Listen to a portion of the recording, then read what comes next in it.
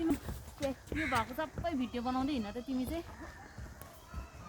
उ आफैले हिँड्नु देऊ हिँड्नु दिनु उ आफै त्यहाँ उयो गर्छ यो न छिटो न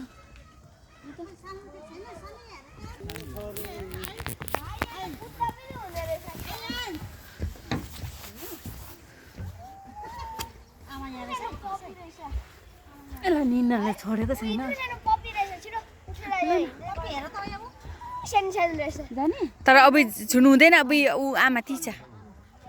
आमा ती छ हिँड्ने लु यो आएन चाहिँ पक्र ऊ छ्यामालाई हेल्प गरिदेऊ न बनाइदेऊ न बनाइदेऊ थाकिरहेछ सानो त्यो हो त्यो भिडियो पज भइरहेछ पस भएको छ अरे ए भाइ छेउमा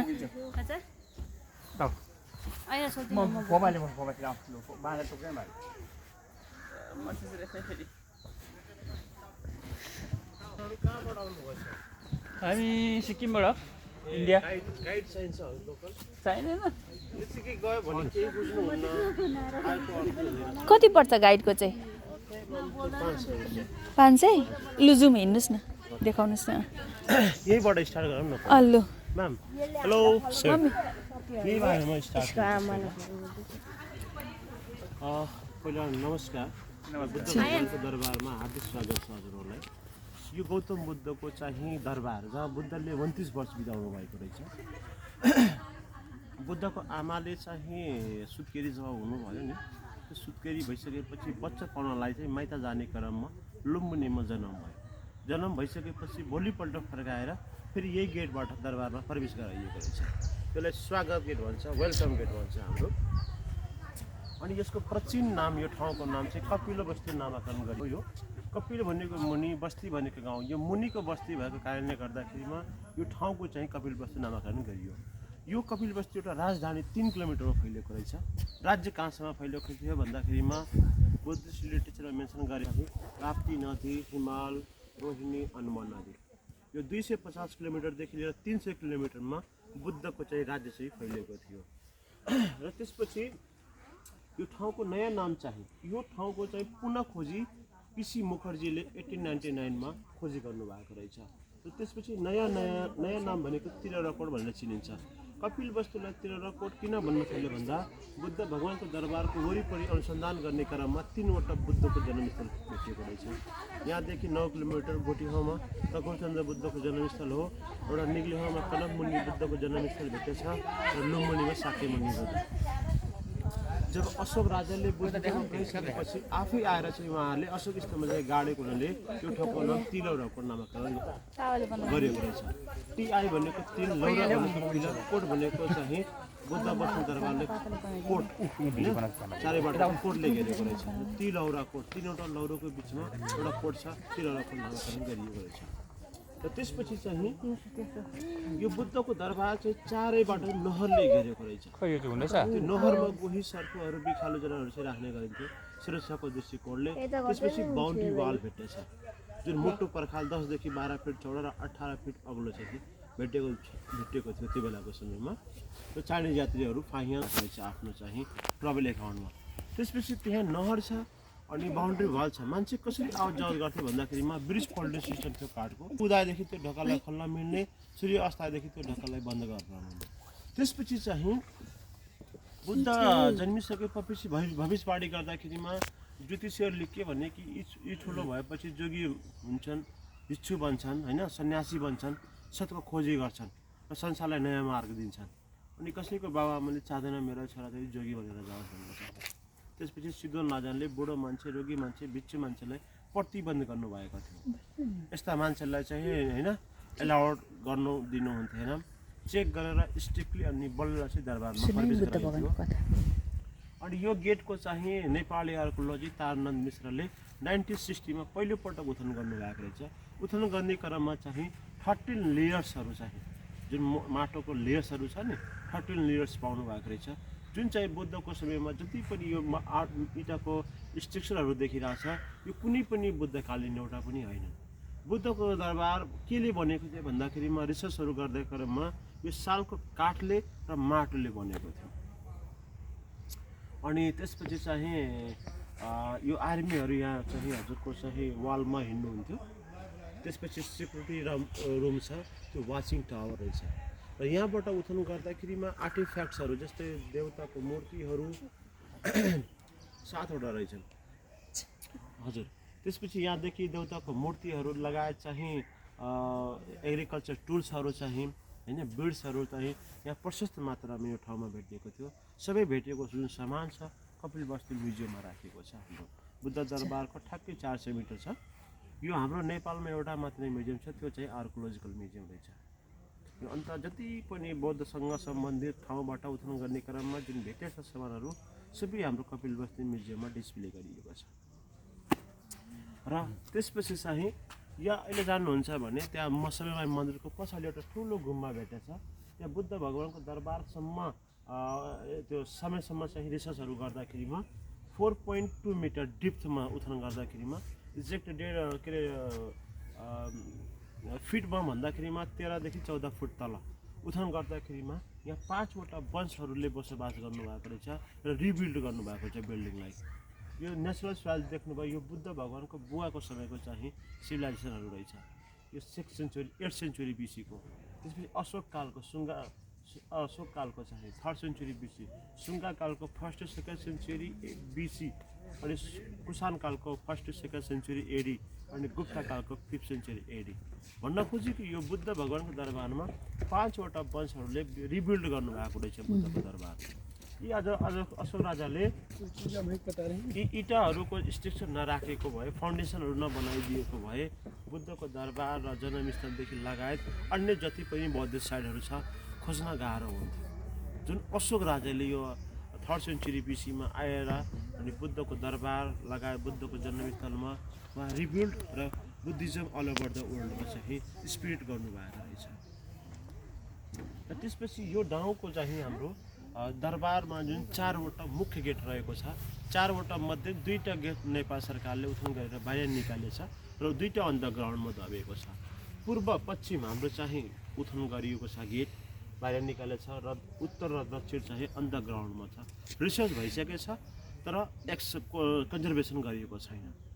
त्यसपछि यो दरबारको जस्तै हाम्रो शरीरले एक्सरे गरिन्छ त्यस्तै यो जमिनलाई पनि एक्सरे गर्ने मसिन भेटियो। हाम्रो नेपाल सरकारले ल्याएर चाहिँ वैज्ञानिक प्रविधिबाट चाहिँ यो दरबारमा के छ भनेर चाहिँ होइन रिसर्चहरू गर्दाखेरिमा यो जति पनि सन्तोला कलर देख्नुभयो यो पुरै बााउन्ड्री वाल रहेछ। कालो कालो जो निलो निलो देख्नुभयो यो पुरै बाटो रहेछ आवजात गर्नको लागि। र कालो कालो भनेको यो स्ट्रक्चर रुइन्सहरू चाहिँ बिल्डिङको इन्डिकेटहरू रहेछ। नेपाल सरकारले यो काठको बाटो निर्माण गर्नुको कारण भनेको पर्यटकहरू आउँदाखेरिमा पिलग्रिमेजहरू आउँदाखेरिमा यही बाटोमा एउटा हिँडेपछि उहाँहरूलाई एउटा फिल भाइब्रेसनहरू होस् भनेर चाहिँ र तलको जो रुइन्सहरू जुन छ स्ट्रक्चरहरू छ सेभ गर्नको लागि भन्ने चाहिँ।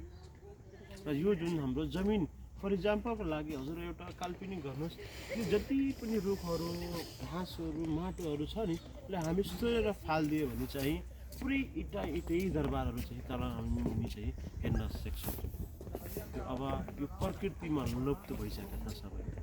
इतिहास जुन छ बुद्धको दरबार जुन छ बुद्धको स्टोरी आर्कोलोजी सबै जमिन मुनि गढेको छ। र वैज्ञानिक प्रविधिबाट यो अनुसन्धानहरू गरेपछि चाहिँ बल्ल यसको जो रिजल्ट छ नि आउटपुट मात्रै हुन्छ। र त्यसपछि हजुरको चाहिँ यो जुन छ हजुरको यो विभिन्न समयमा विभिन्न आर्कोलोजिकल टिमहरू वैज्ञानिक प्रविधिबाट यहाँ धेरै ठाउँमा अनुसन्धानहरू गर्नुभयो र अनुसन्धान गरिसकेपछि चाहिँ PC मुखर्जी 125 वर्ष अगाडि यही बुद्ध भगवानको दरबार हो ओरिजिनल, जहाँ गौतम बुद्धले चाहिँ 29 वर्ष बिताउनु भएको रहेछ। राजधानीमा जुन हुने विशेषता गुणहरू यो भन्दा बाहेक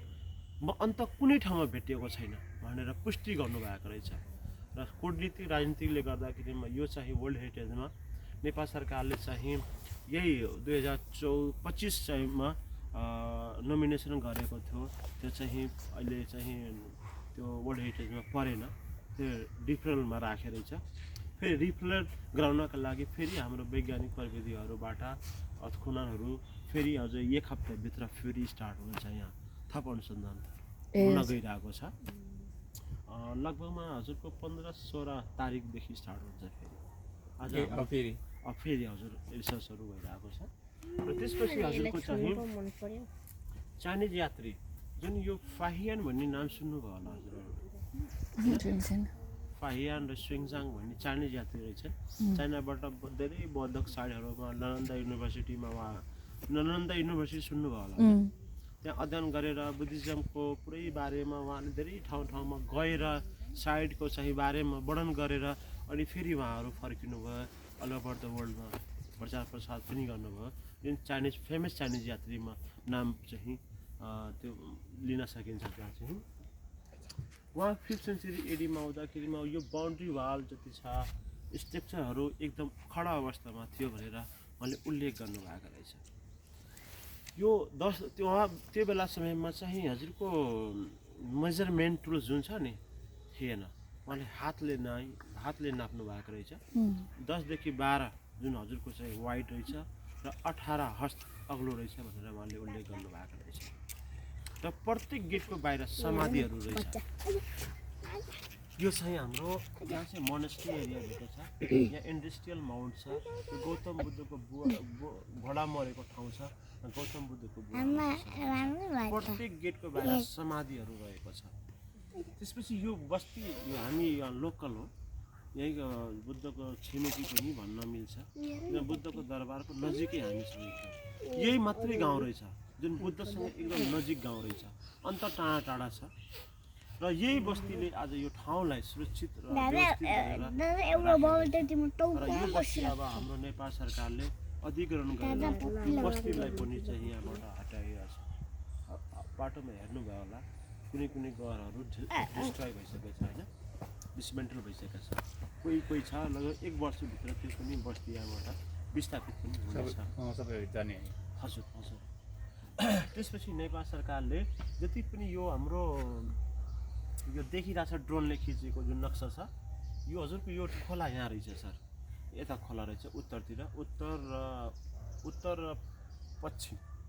खोला हो र केही भाग चाहिँ नदीले पनि यो खोलाको चाहिँ जुन छ नि खोलाले खाइदिएको छ र यहाँबाट हिमाल पनि देख्छ जुन धौलागिरी हिमाल सुन्नुभयो होला धौलागिरी हिमाल यहाँबाट स्पष्ट चाहिँ बर्खावासमा एकदम चाहिँ हामी क्लियरली देख्न सक्छौँ र त्यसपछि यो जति पनि अधिग्रहण छ नि हाम्रो नेपाल सरकारले अधिग्रहण गरिरहेको छ किन भन्दा आर्कोलोजिकल साइट बाहिर हुनाले चाहिँ यो आफ्नै कम्पाउन्डभित्र राख्ने भन्ने चाहिँ सेभ गर्नको लागि चाहिँ यो क्षतिपूर्ति दिएर अनि त्यसपछि चाहिँ अधिग्रहण गरिरहेको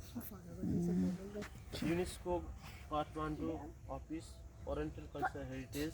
UNESCO government university department of archaeology Lumbini and कसाई होटल यी विज्ञ टोलीहरू विभिन्न देशबाट अनुसन्धानहरू गर्न यहाँ प्रत्येक वर्ष लगभग आउनुहुन्थ्यो र अहिले यो वर्ष पनि आउनुहुन्छ र त्यसपछि फन्डिङ जुन छ र जापानले फन्डिङ गरेर यो अनुसन्धानहरू 2 महिना 2.5 महिनासम्म अनुसन्धान प्रत्येक वर्ष हुन्थ्यो पहिला चाहिँ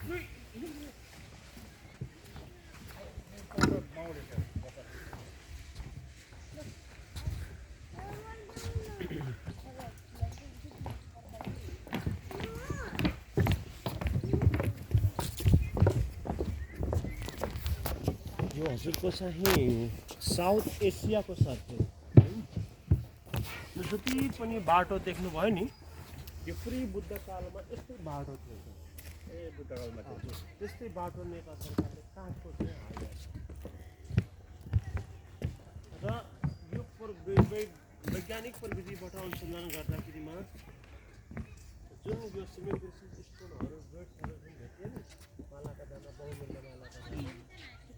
नेपालमा पाउनु गाह्रो छ यो कहाँबाट आयो भन्दा पनि म तक्सिलादेखि हुँदै म उसले टोक्यो भने चाहिँ के गर्छु बच्चाले त छुन्दैछ मजाले तर माउलाई चाहिँ कस्तो लाग्छ भन्दाखेरि चाहिँ नि